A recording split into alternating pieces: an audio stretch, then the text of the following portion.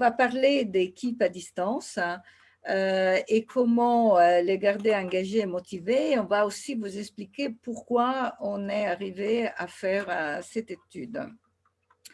Effectivement, on l'a fait bien avant que ce soit autant à la mode, parce que nous, le terrain, on l'a effectué quasiment totalement en 2019. Et pourquoi? Bah, bien sûr, étant italienne, travaillant à Paris et ayant de la famille en Italie et des amis éparpillés dans le monde, la distance, on a appris à la gérer.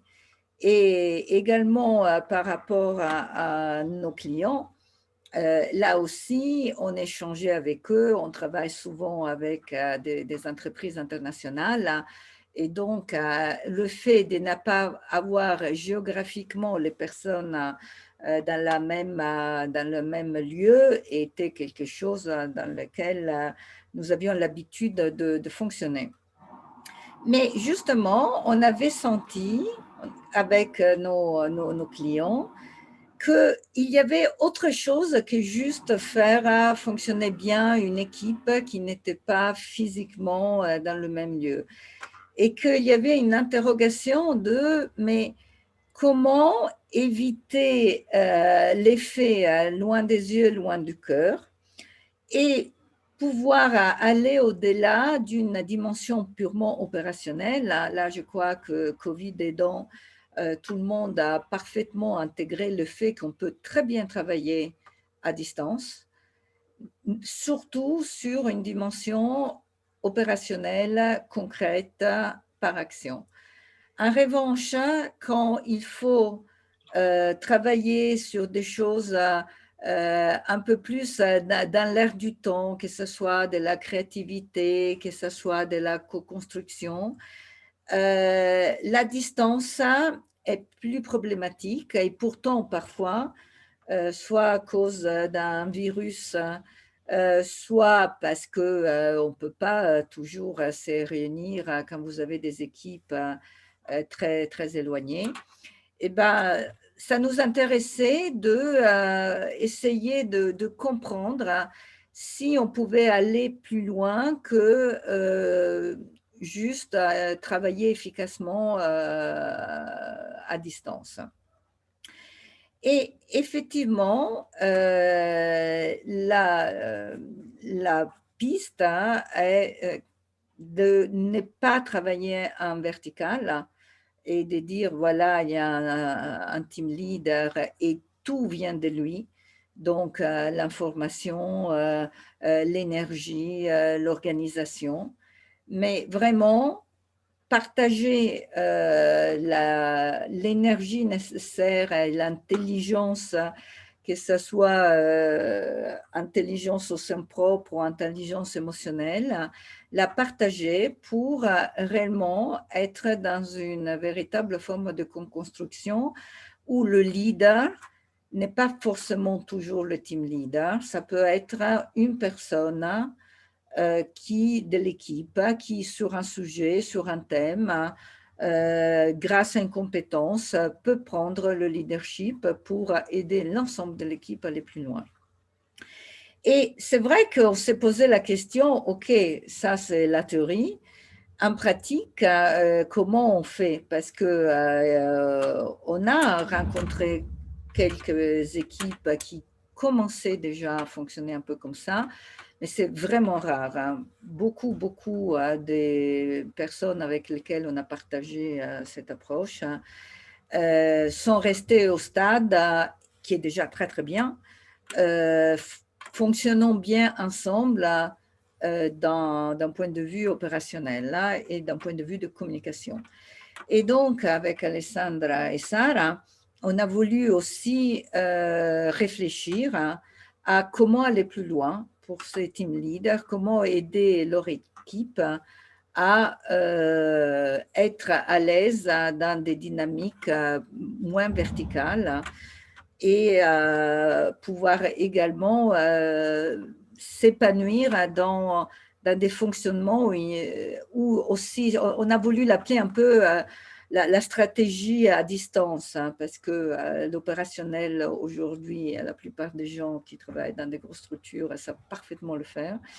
Mais aller plus loin, ça reste encore quelque chose de difficile, hein. Et donc, on a travaillé avec Alessandra et Sara sur un petit voyage, hein, que nous avons vu à 3 étapes, hein, qui est effectivement, bien sûr, mettre les gens à bord, hein. Après, de faire un parcours d'apprentissage et d'accompagnement avec eux. Et la troisième étape, c'est concrètement, à l'arrivée, qu'est-ce qu'on a pris avec nous du voyage, comment on le met en place. Voilà, sur le pourquoi de cette étude, et je laisse la parole, je crois que c'est Oui, Alessandra. oui. Oui, alors, je reviens aux études et l'objectif, c'était clairement d'engager les équipes dans une modalité de management à distance. Alors, déjà, c'est compliqué de les faire quand l'équipe est sous les yeux. La distance, l'interculturalité, les fuseaux horaires, tout ça, ça complique encore plus, mais on sait très bien que l'engagement aujourd'hui, c'est beaucoup plus important que les compétences. Parce qu'avoir des gens engagés, motivés dans les projets, on est sûr qu'on aura les résultats. Alors là, il faudrait un petit peu distinguer en terminologie parce qu'on a cherché de faire un travail plutôt académique, même si on a eu la possibilité après d'interviewer 20 managers italiens et français. Je vous parlerai tout à l'heure de l'échantillon. Par rapport à la terminologie, il y a 3, je dirais, façons de dire le travail à distance. C'est le télétravail et normalement c'est normé. C'est normé, ça veut dire qu'il y a des lois, on est dans les sphères de la législation et c'est la relation entre l'employé et la société. Après, il y a le smart working et là, on est dans un contexte, dans une relation entre les chefs et l'employeur qui s'organisent pour travailler de façon agile. Et après, il y a le travail à distance. Et nous, on dirait qu'on est plutôt là. Et c'est la façon de travailler ensemble quand une équipe n'est pas assise dans les mêmes lieux ou quand les équipes sont dispersées un peu sur le terroir. Alors, la méthodologie que nous avons utilisée, on a fait des interviews semi-structurées et on s'est appuyé sur une checklist. On a essayé de garder toujours la même structure de façon que notre donnée soit après comparable. Et on a utilisé un peu le schéma des caractéristiques des équipes multiculturelles de Sylvie Chevrier. Là, on est allé voir quelles étaient les caractéristiques qui avaient un impact sur les dynamiques d'une équipe virtuelle. Par exemple, l'objet de la collaboration, si c'était de la coordination ou si c'était plutôt de la production commune. Alors, ça change beaucoup parce que si c'est la collaboration, ça veut dire qu'on peut se rencontrer de façon différente. Si c'est de produire en commun quelque chose dans les mêmes temps, dans les mêmes objectifs, dans les mêmes résultats, il faut mettre à point quelque chose de différent. Les profils des acteurs, et là, l'expertise, les rôles, les cultures pays, les métiers. Il y a eu plein de... On a interviewé des RH, on a interviewé des personnes qui venaient, qui étaient country managers ou des personnes qui venaient du terroir. Après, la modalité d'interaction de l'équipe, là, il y a quelqu'un qui se voit qui est en visio, mais il y a quelqu'un aussi qui a des relations face-to-face. Et là, on a mis un petit peu à point quelque chose pour interviewer notre échantillon sur les outils de la communication, la fréquence. Après, la durée de la collaboration, ça veut dire c'est une équipe structurée qui a une collaboration permanente ou c'est quelque chose de temporaire qui est monté sur un projet. Et après, enfin, les contextes institutionnels. Ça veut dire si les métiers étaient, par exemple, homogènes ou hétérogènes, c'était un comité de direction. Et alors, il y avait un peu tous les métiers, ou c'était plutôt la direction marketing européenne où il y avait que les métiers marketing. Avec ça, on est parti en Italie plutôt, mais en France aussi, pour interviewer 20 managers qui gèrent des équipes plutôt métiers permanentes et dans des fonctions opérationnelles ou de support. Alors là, vous voyez des tartes colorées. La première, c'est les secteurs. Ça veut dire qu'on a touché à peu près tous les secteurs, du vêtement au luxe, l'énergie, etc. Et comme rôle, on a eu la majorité des interviewés, que c'est notre premier client, je veux dire les RH, dans les 39% des cas.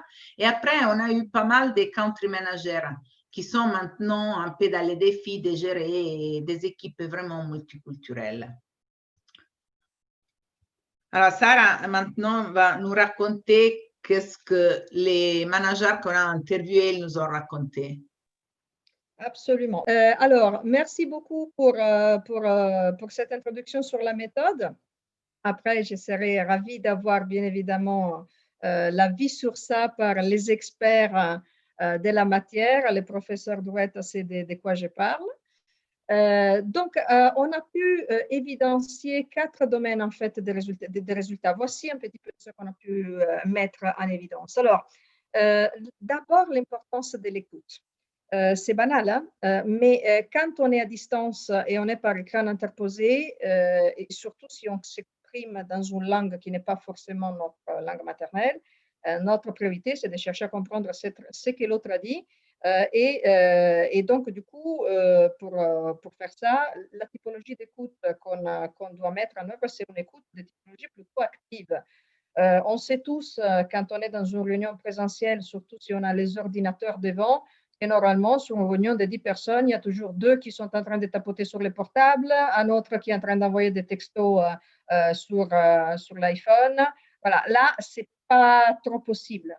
Il faut vraiment mettre en place un système d'écoute parce que sinon on ne comprend pas. Et surtout, il faut s'assurer que l'autre personne ait compris les mêmes choses que je voulais vraiment dire et comme je voulais vraiment les dire.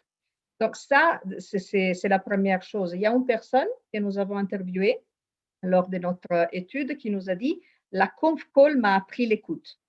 Et c'était intéressant, en fait, on l'a reporté un petit peu dans notre chapitre sur cette partie-là, dans les e-books que nous avons faits. Donc, ces points-là, effectivement, ça mérite d'être exploré. La deuxième chose, c'est que les registres changent un petit peu, en fait, quand on n'est pas en présentiel. Donc, est-ce qu'on va s'adresser plutôt sur un registre formel? Est-ce qu'on va s'adresser plutôt sur un registre informel? Les temps aussi des sujets prend un goût un peu différent. Et c'est pour ça que je voulais vous passer ces messages sur la gestion du temps. Quand on a le plaisir d'être en réunion en présentiel, au début de la réunion, on passe toujours quelques minutes à boire un café, on s'élève, on va dans les couloirs, on rencontre des personnes. Il y a toujours un peu de ce qu'on appelle du cheap talk, c'est-à-dire de la conversation un peu de tout et de rien. Ces temps-là, quand on est en conf call ou en vidéoconférence sur les pairs.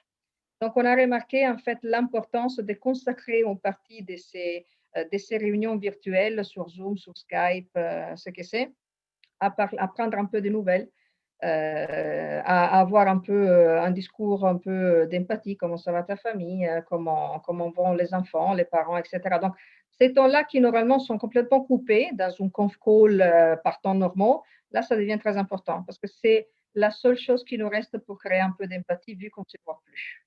Donc, cette gestion du temps. Autre chose, dans cette gestion du temps, en même temps, on ne peut pas tout faire. J'ai vu que les agendas de ces personnes se remplissaient dans ce qu'on a appelé le télétravail, beaucoup plus de ce qu'ils auraient pu se remplir s'ils avaient participé à des réunions en présentiel. Donc, effectivement, cette gestion du temps, ça a voulu dire pour beaucoup de personnes être disponible 24/7, ce qui n'était pas faisable. Donc, évidemment, dans tout un tas de dimensions, il a fallu repenser à quel moment on s'appelait, pour se dire quoi, et qu'est-ce qu'on s'est donné comme objectif. Et là, on arrive au point numéro 3, comment on gère l'autonomie et la délégation. Quand on travaille avec notre collaborateur ou notre chef à côté, c'est facile. On tape à la porte, on lève la tête, on fait des signes, on va boire un café ensemble, etc. Et quand on est à distance, on ne peut pas passer toute la journée connecté devant un écran. À un moment, les gens se déconnectent, ils s'élèvent. Donc, il faut décider comment on gère notre périmètre d'autonomie et comment on gère notre activité à déléguer. Donc, pour les styles de management, pour faire une digression interculturelle, qui est plus dans, voilà ce que je te donne comme objectif, peut-être on se l'écrit, on va se dire qu'à la fin de la journée, on fait un petit point sur ça et ça et ça. C'est les styles de management un peu plus sur la tâche, hein. Donc plus, on va dire, dans l'univers anglo-saxon, ça n'a pas posé beaucoup de problèmes. Mais quand on avait des styles de management un peu plus personnels, un peu plus aussi dans l'échange, pas dans le paternalisme, mais un peu dans le style managérial, comme par exemple, ça peut être le style italien, ça a posé plus de problèmes. Que les gens seniors, ils savaient comment rouler, donc pas de problème, mais les juniors, comment il fallait les motiver? Ils avaient plus besoin de notre présence au niveau managérial. Donc, comment on définit les périmètres de délégation? Où termine l'autonomie et où commence le contrôle? Donc, cet équilibre-là, il a fallu les réinventer complètement. Donc, on arrive au dernier point. Dans chaque culture, comme vous le savez très bien, on construit la confiance sur la base des critères un peu différents. Dans certaines cultures, ça suffit d'avoir un contrat, que ce soit écrit ou verbal, peu importe. On se met d'accord sur quelque chose, on se met d'accord sur une façon de fonctionner, on se met d'accord sur des objectifs, et après, à partir du moment où mon collaborateur fait les objectifs, réalise les tâches en temps et en heure, ça me suffit pour bâtir une relation de confiance. Donc, ça s'est fait sur les faits, justement. Dans d'autres cultures, ce n'est pas possible. Si on a affaire, par exemple, dans les cultures latines, mais je pense aussi aux pays arabes, je pense aussi aux pays de l'Extrême-Orient, il faut passer beaucoup de temps ensemble avant de pouvoir établir quoi que ce soit, avant de signer un contrat, avant d'établir un rapport de confiance avec un collaborateur ou un chef. Il y a des moments informels qui sont nécessaires, des grands repas, des discussions autres que professionnelles, pour bâtir une construction, pour construire une relation de confiance. Dans ces cultures-là, c'est un peu plus difficile. Donc, c'est pour ça qu'à la fin de cette étude, de ce débat, nous avons voulu continuer en disant, OK, maintenant qu'on s'est trouvé dans cette situation d'urgence, il y aura certainement des choses qui ont fait leur preuve, qui ont bien fonctionné. Il y aura des choses qui ont moins bien fonctionné. Donc, en gros, ce qu'on leur a dit, c'est on va continuer l'échange, on va vous poser 3 autres questions. La première question, c'est celle-ci. Quel changement vous avez apporté dans votre style de management et de fonctionnement? Donc, comme l'avait anticipé Élise en début de cette discussion, il a fallu accélérer énormément des choses qui étaient déjà en piste. Bien sûr, on faisait déjà du télétravail. Bien sûr, on travaillait déjà à distance, mais on ne travaillait pas chez nous. Donc, les home working, c'est une chose différente que les smart working. Et par ailleurs, en anglais, semble ne pas exister. Donc, ce n'est pas du tout les mêmes logiques. Quoi qu'il en soit, il y a des réticences pour les raisons qu'on s'est dites. Hein. Et donc, du coup, il y a encore certaines personnes qui ne savent pas trop s'ils vont maintenir cette modalité. Alors, maintenant, l'urgence nous dit que pendant un moment, il faudra la maintenir. Mais donc, du coup, on a identifié certaines tendances. Donc, d'un côté, on s'est dit, bon, on va utiliser les temps qu'on a ensemble. On va avoir moins de temps ensemble parce que, comme on disait, on ne peut pas rester connecté toute la journée. Donc, ce qu'on va faire, c'est qu'on va plutôt établir des plages horaires dans lesquelles on fait des points. On va établir des rendez-vous, hein, ce qui est complètement dans les mœurs, par exemple, en France. Mais moi, en Italie, je n'ai jamais utilisé l'agenda électronique pour fixer les rendez-vous. Hein. Je me baladais d'un bureau à l'autre. Là, c'est plus possible. Donc, on va formaliser un peu plus, mais en même temps, on va lâcher un petit peu la pression sur les temps dans des moments qui sont moins clés. Donc, on donne la possibilité aux personnes de s'organiser différemment sur leur travail. Ce qui, encore une fois, pose quelques problèmes pour les cultures qui sont plus sur les contrôles, sur le présentéisme. Dans la culture italienne et française, on est plutôt sur les présences, il ne faut pas oublier, hein, pour des raisons différentes. En Italie, c'est plutôt une présence qui est due au contrôle. Je suis là, je te vois, tu me vois, donc on va chercher de travailler bien ensemble. En France, il y a une notion plus d'exemplarité. Hein, je suis le chef, je me dois d'aller au travail pour que les gens me voient et pour montrer l'exemple aux autres. Dans les deux cas, c'est plus difficile d'organiser les choses à distance. En même temps, il y a un autre paradoxe, si vous voulez, c'est qu'en même temps, toute cette façon de travailler nous oblige à faire appel à plus de technicité. Donc, je pense que personne ne savait très bien ce qu'était Zoom en février. En avril, on est tous des pros de Zoom, de Teams et je vous en passe. En même temps, je ne sais pas combien parmi vous prenaient du temps quand ils se rendaient au travail pour demander à un collaborateur, à un collègue ou un chef comment ça va. Alors que moi, je me souviens qu'en début de cette épidémie, quand on était tous à distance, la première question qu'on posait, c'était « Et alors, comment ça va ?» Donc, en même temps, on a remarqué cette ambivalence, cet positionnement du curseur entre plus de technicité et en même temps plus d'empathie vis-à-vis de l'autre personne. Donc, à l'état actuel des choses, on se pose des questions. Déjà, on a vu, hein, le travail à distance et le travail à la maison, ce n'est pas la même chose. Hein. Donc, surtout dans certains cadres de loi, les entreprises sont en train de s'équiper pour le travail à la maison, ce qui va apporter pas mal de changements concernant aussi toute la partie assurance, la partie cadre législatif et bien évidemment, cela va avoir un impact aussi sur tout ce qui est location d'immeubles et coûts pour ce qui concerne les immeubles commerciaux dans les grandes villes. Hein. On est déjà en train de voir ça, ce qui va avoir des répercussions. Donc, l'argent qu'on mettra sur les investissements technologiques, on va les sauvegarder côté location de bureaux. Il y a énormément d'entreprises qui sont en train de supprimer les bureaux ou de les réduire qu'à des salles de réunion et à des moments vraiment de travail ensemble. Et le reste, c'est des bureaux, on va dire, flottantes ou alors du travail à la maison. Donc, on va revenir vers une situation plus de normalité. On ne reviendra pas pour l'instant, d'après ce qu'on a pu voir, dans la situation qui était avant. Donc, ce ne sera pas une normalité comme celle qui était avant, ça va être une nouvelle normalité. Il faudra repenser les choses. Il faudra trouver aussi, parce que ça, c'est le problème surtout des grandes entreprises avec des grands open space et moins d'espace individuel, positionner bien les curseurs entre des conditions de sécurité satisfaisantes et les besoins d'avoir une vie sociale. Hein. Et encore une fois, il y a certaines cultures où depuis des années, tout le monde travaille chez lui, et il n'y a pratiquement pas d'interaction et tout s'est fait sur la base d'un contrat. Dans notre société, notamment dans la société italienne et dans la société française, l'entreprise et les lieux de travail restent des endroits d'échange social et d'épanouissement. Donc, il faudra trouver la bonne dimension par rapport à ça. Et dernier point, mais pas de moins important, où on va positionner la limite entre la vie professionnelle et la vie privée. Que dans certaines cultures, on peut dire oui, très bien, super, télétravail, plus d'autonomie. Dans d'autres, en fait, on fait jamais un break. Donc, il y a aussi une perméabilité, une nouvelle perméabilité entre notre chez nous et l'endroit du travail.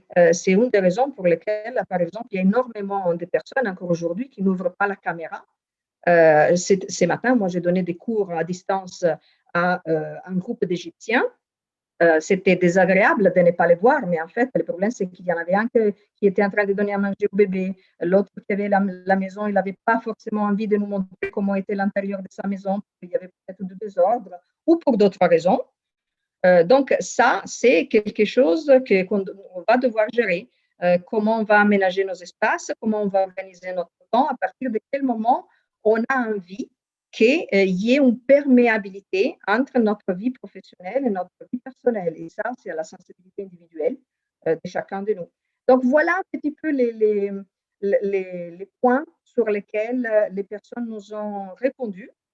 Et après, on passe à la deuxième question. Et je Alors, pense que c'est Elisa. Oui. ouais. Donc, c'était, admettons, et nous savons que ça ne sera plus jamais comme avant, mais admettons que la situation redevienne tout à fait normale, hein. Bah, qu'est-ce que vous garderiez? Qu'est-ce que c'était les bonnes nouvelles, hein? Donc, effectivement, on a eu des personnes surprises de comment on sait qu'ils pensaient être des processus inscrits dans le marbre et totalement intouchables. Et ben, cause Covid, ils ont dû être touchés et finalement, bah, ça s'est très bien passé. Et il y a vraiment eu la prise de conscience dans la réalité que bah, les processus flexibles et adaptables ont aussi beaucoup, beaucoup d'avantages par rapport aux Bibles qui semblent justement ne pas pouvoir être touchées d'un iota. Bien sûr, les digital skills, qui, moi, la première, ne se trouvait pas devant un problème de smartphone ou d'ordinateur et qu'on regarde l'air anxieux si on trouve quelqu'un, soit que ce soit un enfant ou un collègue qui s'y connaît et auquel on demande oh, « Attends, je ne comprends pas, tu peux venir voir qu'est-ce qui se passe ?» Et ben, quand on est seul chez soi et on doit gérer tout seul, et finalement, c'est pas mal non plus d'avoir dû développer ces digital skills, à être plus autonome aussi là-dessus. Bien sûr, le lieu physique commun reste important, mais plus comme un instrument de collaboration différente que vraiment un lieu où on doit aller tous les jours.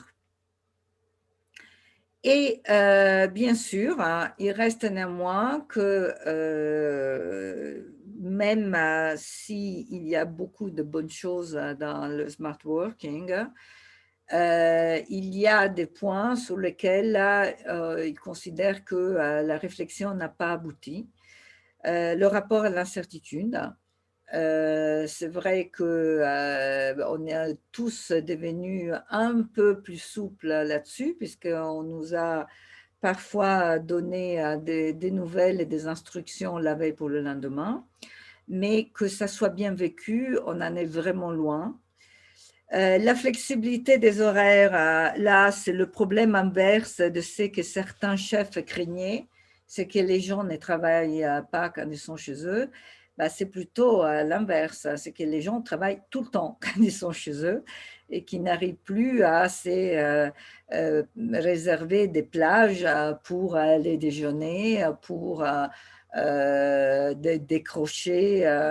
Et effectivement, parfois, les deux se mélangent un peu. Sarah parlait des formations auxquelles, entre-temps, on donnait des biberons aux enfants, mais ce n'est pas sain pour des gens qui sont peut-être plus disponibles. Ils peuvent se retrouver à bosser 10-12 heures par jour parce que voilà, il y a des choses à faire et ils ont le temps de le faire. Et après, clairement, le fait de se construire un réseau interne, Sarah parlait du besoin d'établir des liens pour développer la confiance. C'est clair que des gens qui étaient depuis peu de temps dans l'entreprise ou carrément, on a eu quelques cas des gens qui ont été embauchés pendant la Covid parce qu'il fallait quelqu'un et donc ils ont été intégrés à distance. Ça a été très, très, très difficile pour eux. Et enfin, la troisième question. On les a questionnés sur quelles compétences vous semblent-elles être prioritaires dans les nouveaux mondes. Et alors, quelles compétences? Finalement, il n'y a rien de nouveau. Ce sont tous des compétences qu'on a déjà vues, Mais probablement, qu'est-ce qu'ils voulaient nous dire, les managers qu'on a interviewés, c'était qu'il faut les mettre ensemble et les combiner de façon différente. Alors, la clarté, la logique, la structure, il a toujours eu des compétences comme ça, mais maintenant, c'est beaucoup plus important parce que, comme on a dit tout à l'heure, comme Sarah a bien expliqué, il faut être bien organisé et structuré pour savoir gérer un team qui est dispersé un peu partout. Il faut avoir des règles, il faut avoir une structure. Toutes les choses qui semblent les plus faciles à faire, normalement, sont les plus structurées. Clairement, c'est toutes les qualités relationnelles, c'est le langage et la communication, mais ce n'est pas seulement la langue de connaître l'anglais, le français, l'espagnol, mais c'est surtout comment on fait pour communiquer tout ce que normalement ça passait par les émotions, pour la communication gestuelle, pour la communication qui n'est pas la parole et qui n'est pas l'écrit. Après, il y a l'intelligence émotionnelle et l'empathie. Ils ont joué beaucoup ils ont mis des points notre manager sur ça parce que finalement, comprendre l'état dans lequel est la personne qui est à distance. Des fois, ça arrive vraiment qu'on arrive à entrer dans leur vie privée. Et niveau émotionnel et empathique, il faut savoir où est la limite, où il faut aller plus loin. Et avec tout ça, il venait de le dire Elisa, c'est la gestion saine de l'incertitude. Alors, qu'est-ce qu'on peut dire? On peut dire que la synthèse, on a essayé de donner un peu un mot, c'est les managers coach. On l'a déjà vu, hein? Ça fait des années qu'on parle des managers coach. Mais peut-être maintenant, les coachs doivent être capables d'entraîner les personnes en les rassurant sans infantiliser. Ça veut dire que chacun d'entre nous a besoin d'être rassuré. J'ai eu quelqu'un qui me racontait qu'il appelait tous les jours quelqu'un de son équipe parce que finalement, il n'était pas sur des projets en commun avec les autres et il est resté toute la journée tout seul à la maison à mettre des factures dans l'ordinateur. Après, les coachs, ils doivent être capables de révéler les miens à chacun. Et ça, ce n'est pas une nouveauté. On a toujours demandé aux coachs de faire ça. Mais là, c'est encore plus important parce qu'il faut que les personnes soient capables de mettre en évidence et de travailler sur les choses qui sont plus faciles pour eux. Et finalement, c'est créer une autonomie, mais de l'autre côté, un soutien, un support. Parce qu'il faut être autonome niveau responsabilité, mais de l'autre côté, il faut clairement contrôler adéquatement les situations et ce que les personnes produisent quand elles sont chez eux. Ce qu'on a voulu faire quand cette étude est terminée, c'est qu'on a réorganisé un webinaire avec les personnes qui nous avaient répondu pour leur demander un retour sur les difficultés qu'ils avaient rencontrées. Aussi, et ce n'est pas une petite chose, de célébrer ce que de bon nous avait apporté toute cette mauvaise aventure et peut-être célébrer aussi la fin du période de confinement, bon, en croisant les doigts qu'il n'y en aura pas un autre, mais c'est-à-dire on a fait ça en juin et donc on était bien content de pouvoir nous revoir. Et la chose la plus importante avec laquelle on est voulu partir, c'est de dire comment on construit, comment on bâtit les meilleures conditions pour fonctionner ensemble demain. Parce qu'à l'époque, ce n'était pas vraiment si facile de ça d'entrevoir. On pensait tout vraiment que l'épidémie allait terminer et qu'on serait revenu plus ou moins comme avant. Et plus ça va, plus on se rend compte qu'il y aura des choses qu'il faudra peut-être changer sur le long terme. Donc, on a commencé à réfléchir ensemble en disant comment on va construire l'avenir de demain. C'est quoi les bases qu'on va mettre pour trouver une meilleure façon de fonctionner? Qu'est-ce qu'on garde, qu'est-ce qu'on ne garde pas, qu'est-ce qui nous a plu, qu'est-ce qui a bien marché, comment on va fonctionner demain. Questions, commentaires, partages? Oui, j'aimerais faire seulement une réflexion. Et il y a des choses, je viens de participer à un webinaire avec un consultant hollandais. Et il y a une chose qui est claire, qu'on ne va plus jamais revenir à la période d'avant. On ne va pas être seulement présentiel, ça va être quelque chose d'hybride. Mais il y a deux choses que j'aimerais partager avec vous, que c'est paradoxal. Et d'abord, par exemple, pour une personne timide comme moi, je n'ai jamais été si près des gens que maintenant. C'est un peu paraphrasé Pascal quand il disait « Je vous écris une longue lettre parce que je n'ai pas le temps d'en écrire une courte. » Il y a une chose qui fait qu'on est plus concentré, qu'on est plus focalisé, qu'on a plus de temps, mais aussi il y a plus de stress parce qu'on n'a pas la communication non verbale comme parlait Lisa. La communication non verbale, c'est presque 70% de la communication. Donc, il y a ces deux choses que j'aimerais partager avec vous. Qu'est-ce que vous en pensez? Et il y a, par exemple, je viens de voir que votre étude, c'est la France, l'Italie. Mais vous pensez, par exemple, que si, évidemment, si l'étude, ça aurait été fait avec des Japonais, avec des Coréens, peut-être ça serait différent des Indiens. Et il y a un facteur que je viens de parler avec un ami japonais, qu'une des choses qui a bloqué un peu le télétravail, c'est une coutume au Japon, que ça s'appelle les hanko. Les hanko, c'est comme un sceau personnel, soit propre ou une entreprise, qui doit être par tradition dans une signature, dans un contrat. Et on n'avait jamais pensé et cela a empêché un peu le télétravail. Donc, j'aimerais savoir, donc, qu'est-ce que vous en pensez sur le fait que c'est, voilà, d'autres cultures, peut-être, il y a des aspects culturels qui peuvent freiner. Les côtés qu'on n'est plus jamais tant communiqué comme maintenant. La communication non verbale, mais aussi, c'est peut-être parce qu'on est des êtres humains un peu anarchiques. Quand on est obligé à faire quelque chose, on ne veut pas. Comme maintenant on est obligé, peut-être on est plus distant. Et je ne veux plus m'étaler. Je peux répondre, si vous voulez, sur la partie interculturelle. Ouais. Certainement, Margarita, que tu as raison, et c'est évident. Et par ailleurs, il me semble que c'est avec Yuko qu'on avait parlé de la culture japonaise. Moi, j'étais en Corée, je peux voir ça. Dans des cultures, c'est ce qu'on disait avant, dans des cultures où la présence est nécessaire parce que l'entreprise n'est pas seulement un lieu de contrat et d'échange business, mais aussi un lieu relationnel, c'est compliqué. C'est compliqué de mettre en place uniquement du télétravail. Dans des cultures où tout marche par contrat, il n'y a pas de problème. Ce n'est pas par hasard que les États-Unis travaillent de la maison depuis des années. Moi, j'ai une très chère amie qui est indienne, mais qui vit à Manhattan depuis 30 ans.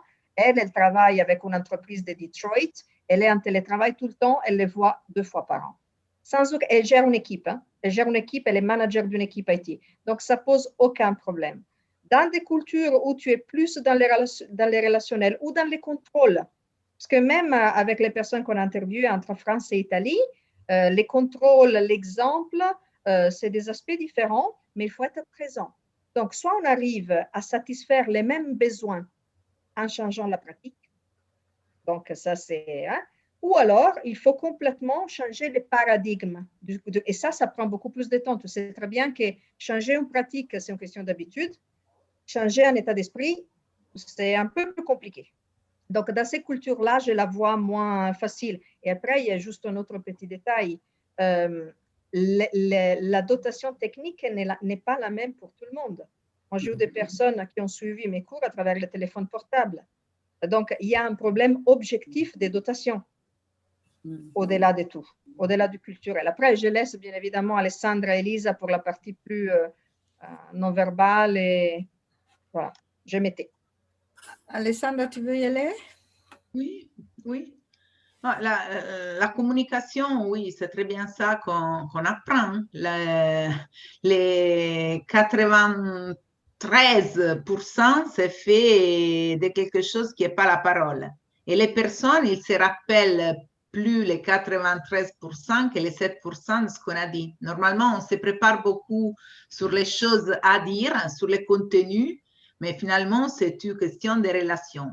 Et là, oui, je suis complètement d'accord que la relation fait à travers une vidéo, ça peut beaucoup aider quelqu'un qui en personne, comment dire, en présence, il a un peu plus du mal par rapport à sa gestualité, sa posture, sa façon de s'habiller, la prosémique, non? Le choix de l'espace, comme ça.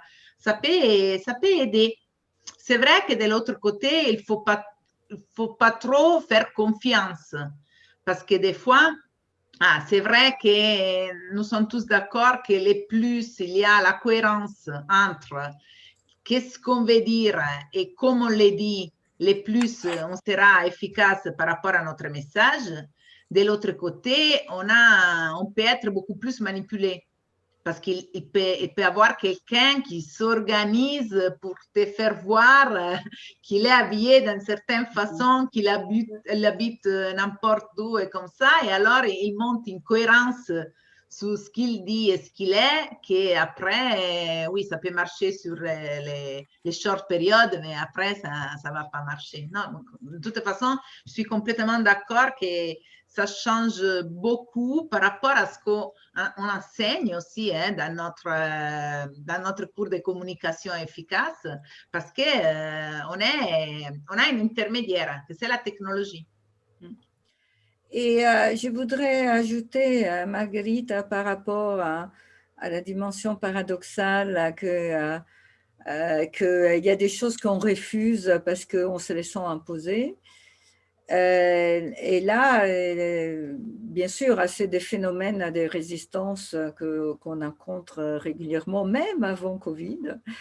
Et c'est bien pour cela qu'on parlait tout au début de ces ressentis qu'on avait déjà en 2019, de dire, mais même s'ils sont à distance, il faut pouvoir travailler avec eux au-delà de l'opérationnel. Et pour éviter des dynamiques de refus et de résistance, comme tu les as citées, c'est l'accompagnement, c'est les laisser parler, c'est de leur faire sentir que non, ce n'est pas imposé, c'est justement une co-construction de gens compétents, mûrs dans la situation et pas imposés par le haut. Évidemment, ça demande plus de temps que juste donner des consignes. Mais évidemment, après, premièrement, les fonctionnements, moi, j'ai eu à accompagner en tant que coach avec des managers un peu autoritaires qui, par caractère, mais aussi par la façon dont ils avaient toujours travaillé, étaient très descendants et qu'ils sont passés à deux, mais en tout cas, déjà, commencer par ils se comportent comme des enfants. Et moi, je leur répondais, vous les traitez comme des enfants. Donc, vous avez exactement les résultats de ce que vous mettez. Et ils sont passés de, ils ne sauront pas. Et donc, ma réponse était, mais à vous de cadrer, de les aider ils m'ont vraiment surpris, mais on a été beaucoup plus loin ensemble de ce que moi, au début, je pensais. Et pas seulement on va plus loin, mais en plus, ce qui est sur la table est déjà acheté par les personnes parce qu'ils y ont travaillé.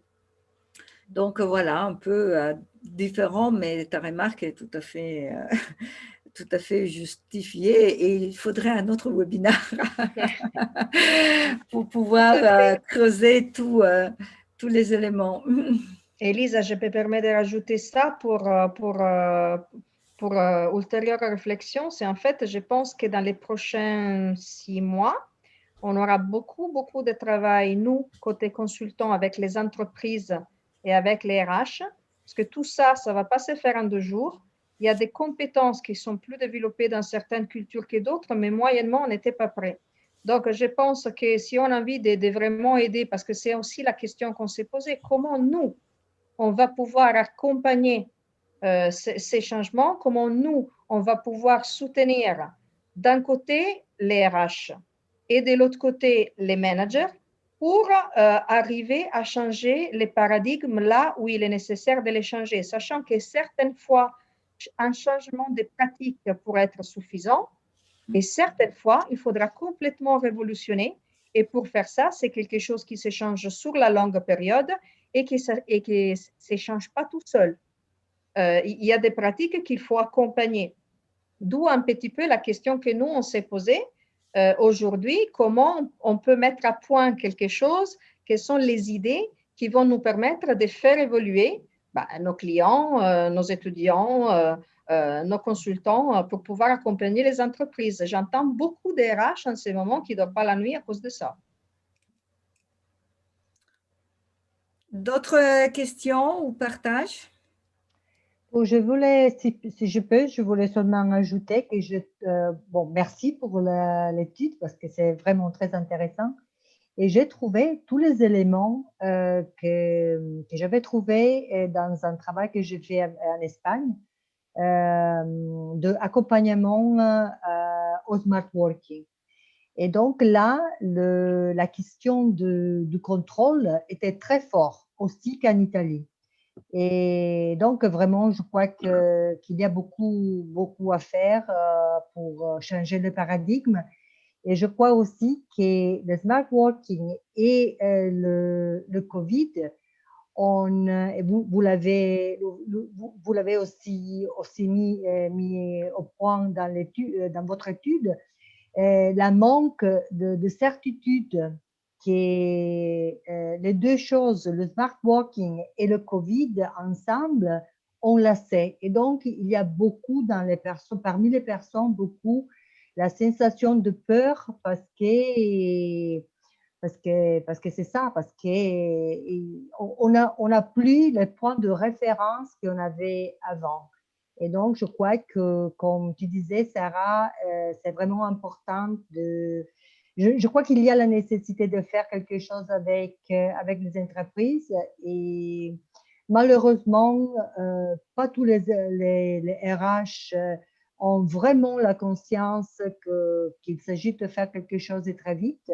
Mais en même temps, il y en a qui voient la nécessité de travailler ensemble et faire quelque chose. Parce que vraiment, il y a beaucoup de peur et ça peut vraiment, a vraiment déjà causé de situations de stress très fortes. Et donc, voilà. Excusez-moi, je voulais juste donner la parole à professeur Drouetta parce que je sais qu'après, elle doit nous quitter. Alors moi aussi, je voulais vous remercier parce que j'ai entendu plusieurs remarques qui étaient plus intéressantes les unes que les autres. Donc, je vous remercie de tout cet apport. J'ai essayé de mettre un peu d'ordre dans tout ce que j'ai entendu. Donc, je vais simplement souligner 2 ou 3 points qui me paraissaient essentiels, enfin, que j'ai trouvé vraiment mériter le centre de la réflexion, et puis une question aussi. Alors, d'abord, en tout ce qui concerne le réseau interne, je rejoins un peu ce que disaient Margarita et Alessandra sur le non-verbal, donc sur le fait que quand on est en distanciel, en réalité, on coupe une grande partie et dès lors, effectivement, on risque un peu de passer sans le vouloir en modalité justement culture-contrat. Culture-contrat comme aux États-Unis, comme on le disait tout à l'heure. Donc, finalement, à se limiter à un aspect de la vie d'entreprise qui, certes, est essentiel, mais qui n'est peut-être pas le seul. Et quand je parlais de réseau interne, je voulais dire en particulier que la relation n'est pas seulement verticale, elle doit être aussi horizontale. Et donc, c'est surtout ça qui pose problème. Les relations horizontales qui se développent souvent de façon informelle, en dehors de tout aspect de réunions planifiées, etc.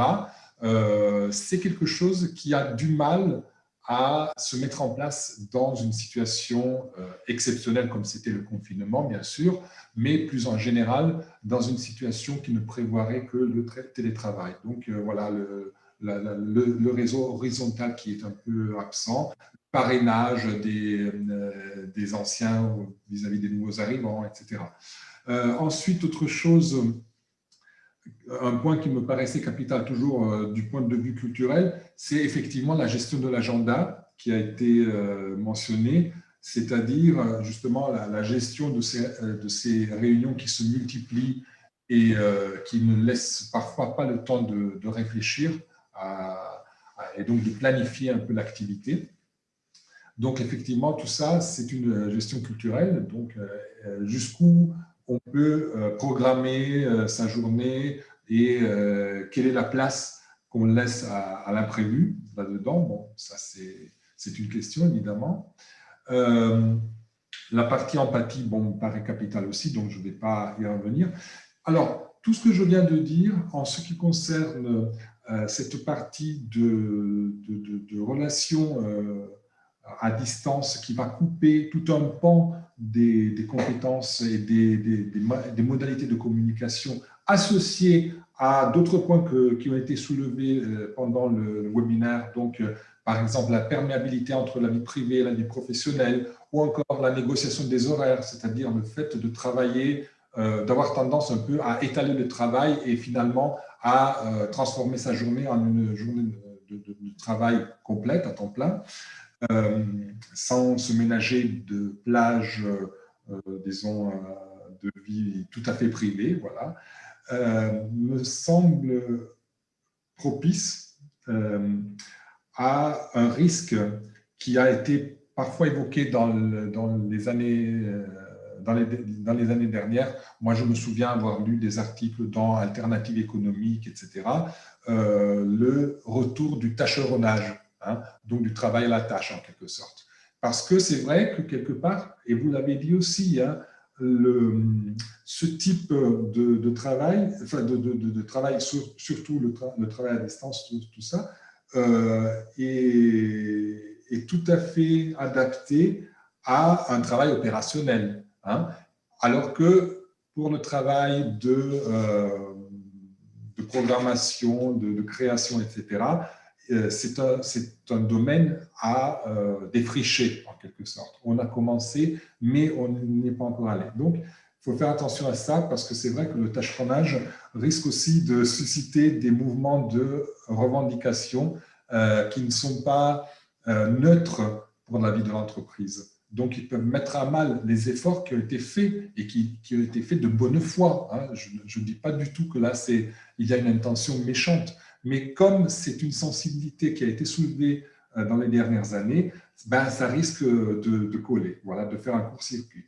Je termine sur un point qui me paraît important, qui était soulevé par Margarita tout à l'heure. C'est que j'ai constaté moi aussi, donc avec les étudiants, c'est une organisation de l'université, c'est évidemment pas une entreprise, mais quand même il y a quelques similitudes. Alors, ce que j'ai constaté, c'est que très souvent, j'ai des étudiants qui sont muets lorsqu'ils sont en présentiel, qui ne prennent pas la parole, qui n'osent pas, et lorsqu'ils sont à la maison, eh ben, ils interviennent tout le temps. Et ils font plein de remarques, ils font des choses parfois bien, parfois moins bien, mais ils sont là, ils participent et on les reconnaît. Alors, voilà comment je lis la chose. Évidemment, la distance peut être un révélateur de potentiel parce qu'on ose davantage, on est caché derrière un écran, on ne craint pas le retour négatif tout de suite. Et aussi, j'ajouterais par rapport à la Covid que la frustration de l'enfermement et l'absence de reconnaissance que l'on aurait si on pouvait se rendre au bureau, donc de reconnaissance sociale en quelque sorte, pousse certains profils de personnes, de travailleurs, à sortir de leur terrier, à vouloir se montrer en quelque sorte, et donc, on va dire, à exister. Voilà. Donc, bon, ça m'a suscité toutes ces réflexions et je vous en remercie parce que c'était vraiment très stimulant. Alors, j'anticipe, je vais encore rester 5 minutes, mais après, il faut que je sorte parce que sinon, on m'enferme dans le bureau. Donc, je m'excuse à l'avance. Hein. Au contraire, merci beaucoup pour cette contribution, professeur. Merci beaucoup. Vous disiez que vous aviez effectivement, merci d'avoir partagé avec nous tout ça. Vous aviez une question? Non, c'était justement par rapport Vous la posiez à vous-même.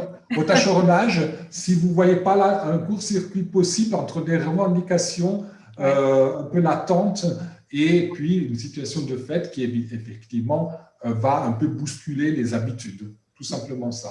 Oui. Mais là, je me permets de faire une digression un peu plus large. Regardons le Covid. Quels ont été les métiers les plus pénalisés? Les métiers sur tâche, en fait. Donc, encore une fois, la question arrive de savoir qu'est-ce qui fait en sorte que mon travail soit vraiment valorisé. Les qualifications les plus faibles, inévitablement, sont celles qui sont les plus pénalisées. Cette chose existe depuis des années. Regardez tous les travaux qu'on fait à la maison. Vous vous rappelez les travaux à domicile, package, confectionnement, etc.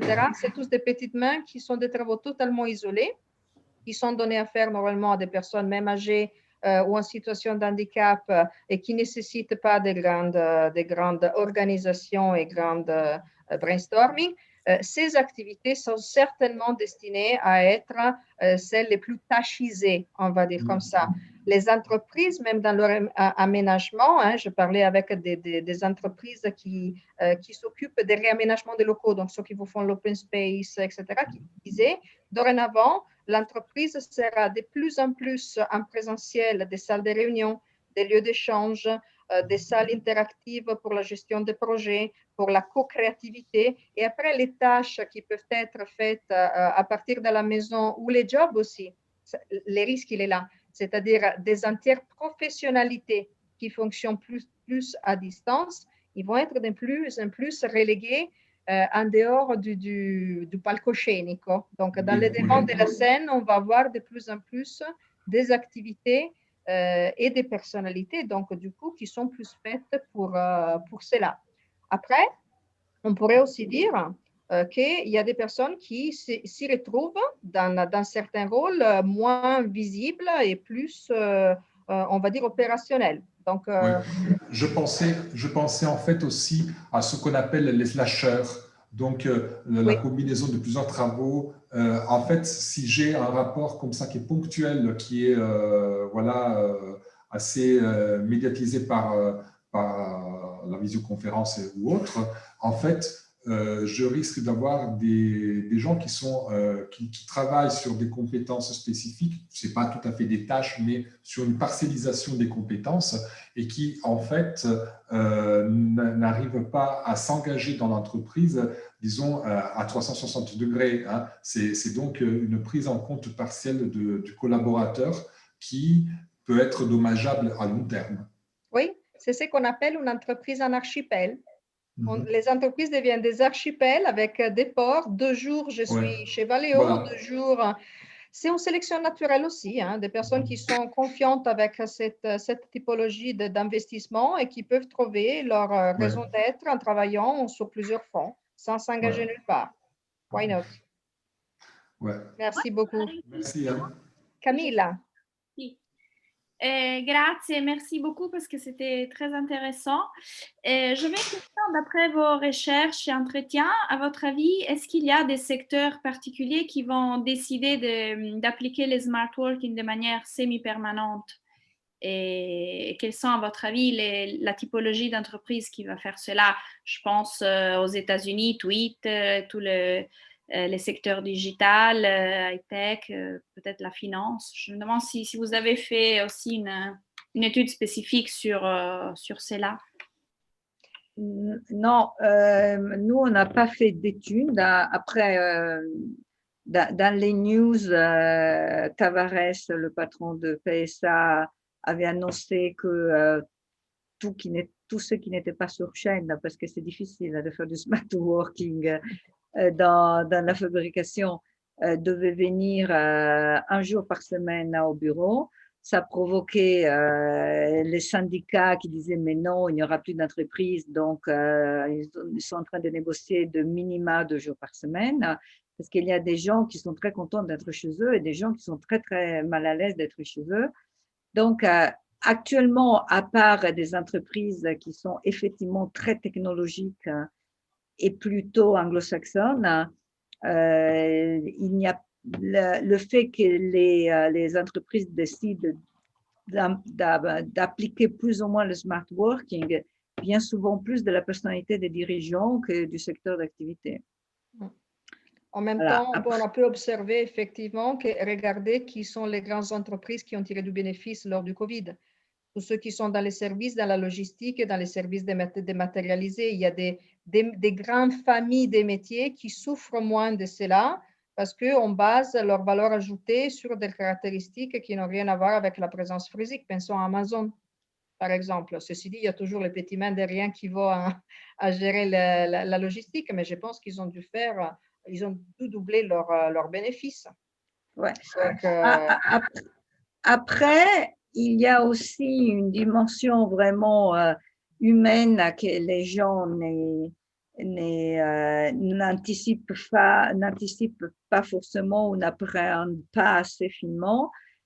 C'est de comprendre qu'on ne fonctionne pas en période de crise pendant 2, 3, 5 ans.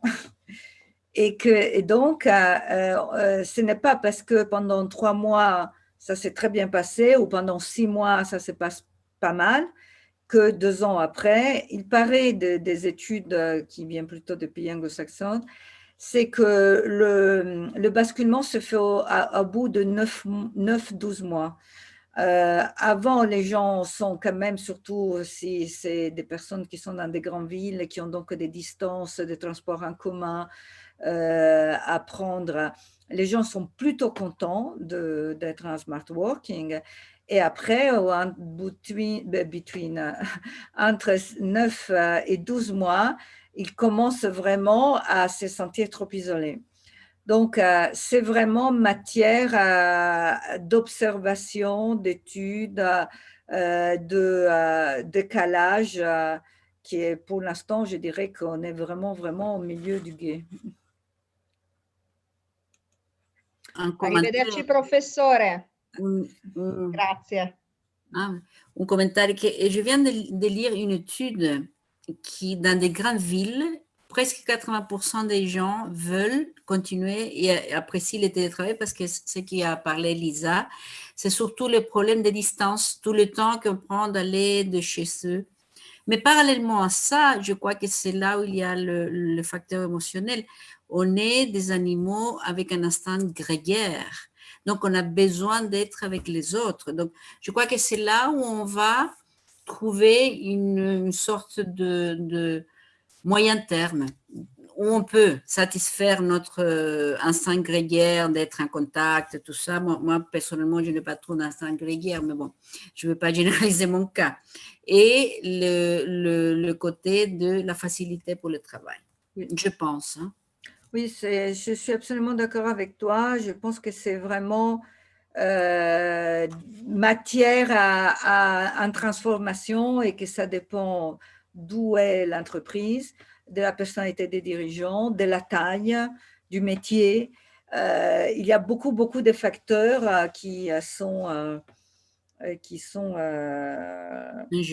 un jeu. Et puis, moi, je vois très récemment, j'ai été contactée par une boîte qui utilise l'intelligence artificielle pour aider les recrutements. Et donc, ils m'avaient contacté parce que voilà, ils avaient besoin d'accompagnement. Et ils sont à Opéra, à Paris, et ils sont 150. Et j'ai dit, mais je viens, où on fait la réunion à distance. Et ils sont quand même dans l'intelligence artificielle, ils sont 150. C'est donc pas... Et ils me disent, ah non, tu viens quand même, il faut qu'on se voit. Donc, tu vois, parce que les dirigeants, c'est des gens qui ont besoin d'être dans le contact. Donc, ça dépend vraiment. Pour l'instant, c'est matière à observation et à réflexion en ce qui, au moins, me concerne. Je pense aussi que d'un point de vue plus individuel, Margarita, cela nous permettra en tant que personne de choisir quelle typologie de métier on a envie de faire. Ouais. Moi, comme toi, je ne suis pas très grégaire non plus. Je dois dire que ces lockdowns, je l'ai très bien vécu Moi aussi. Voilà. Je découvre que peut-être mon avenir, c'est celui d'écrire, hein, quand je serai bonne comme toi. Et voilà. Et donc, du coup, enseigner, ça ne me dérange pas du tout. Donc, peut-être que aussi dans les futures générations, ça va être un des critères de choix. Est-ce que je vais faire un travail qui va être compatible avec la typologie des rôles sociaux que j'ai envie d'avoir dans une entreprise? Why not? Bon, est-ce que d'autres questions?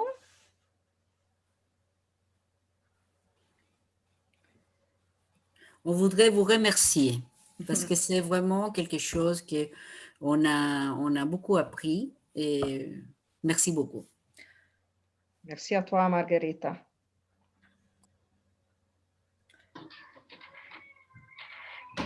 Merci beaucoup. Et si par ailleurs il y aura une suite, je serai très intéressée à vous suivre. Merci Camille. Là, tu veux parler? Alors, nous, ce qu'on va faire, on vous donne peut-être quelques étapes pour la suite.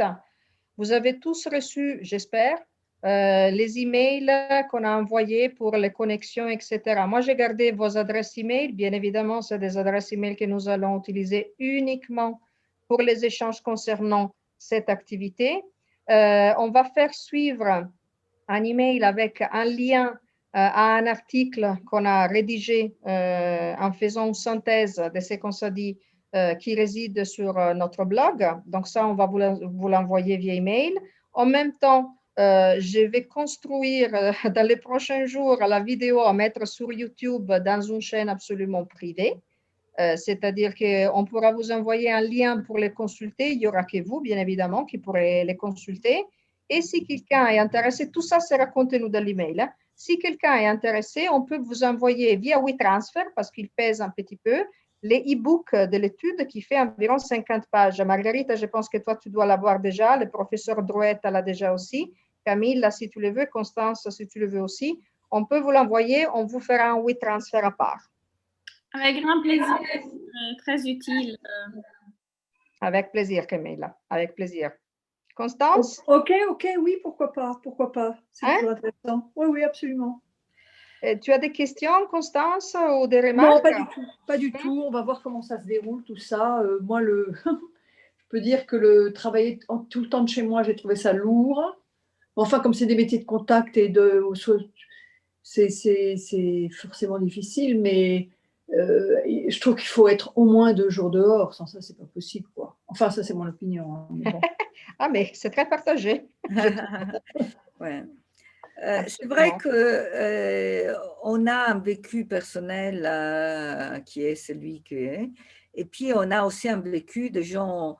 Moi, je sais qu'autour de moi, il y a beaucoup de personnes qui n'ont pas d'enfants en bas âge et qui ont des endroits plutôt agréables et bien équipés techniquement, ont vécu très, très bien le confinement et ils sont ravis du travail à distance.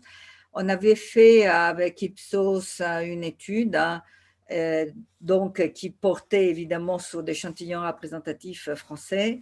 Et il disait que 48% des Français avaient vécu très, très mal le confinement.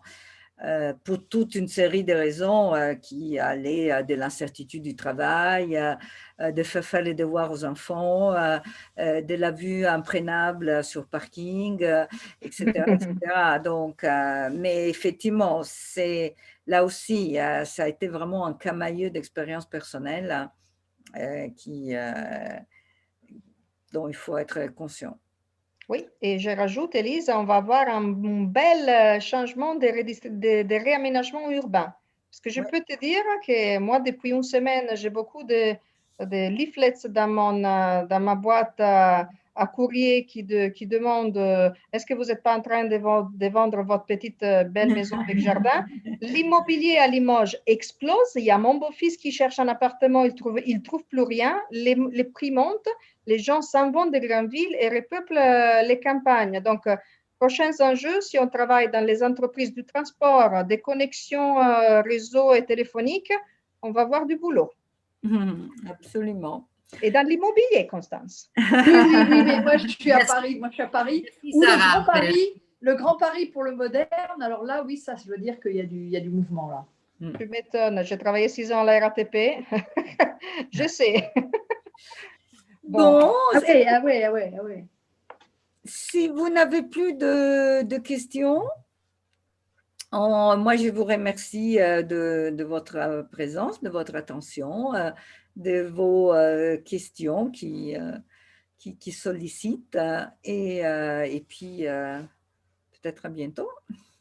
Absolument. On vous envoie Merci. tout ça à partir de demain. Merci beaucoup pour votre participation Super. et passez une belle soirée. Grazie a voi. Merci. Ciao, grazie. Ciao. Ciao. Ciao, grazie.